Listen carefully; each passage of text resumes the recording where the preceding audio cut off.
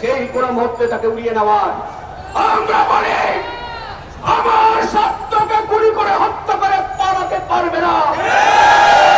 সেই সকল রেলপথ, রাজপথ, সড়কপথ, বিমানপথ বন্ধ করে দিতে হবে। এই হত্যার খুনের বিচার করতে হবে, না হলে শিশুদের কাছে আমরা অপরাধী হয়ে থাকবো, এই দেশের কাছে অপরাধী হয়ে থাকবো, এই জাতির কাছে অপরাধী হয়ে থাকবো, মানবতার কাছে অপরাধী হয়ে থাকবো। সেটা আমরা হতে চাই না। বিচার হতে হবে। তুমি খুন করে চলে যাবে, আমরা চেয়েছি দেখবো, সেটা হতে পারে না। জেগে ওঠো জনতা, জেগে ওঠো রিকশাওয়ালা ভাইরা, শ্রমিক ভাইরা, পুলিশ, আর্মি, পুলিশেও কালকে বিবৃতি দিয়েছে। সব কর্মকর্তা, সব জনতা যা আছে হয়ে গেছে ৭১-এর মতো এক সারিতে। এখন একটা হুঁশাও বাজানোর বাকি। সে হুঁশার জসিরেই বাজবে।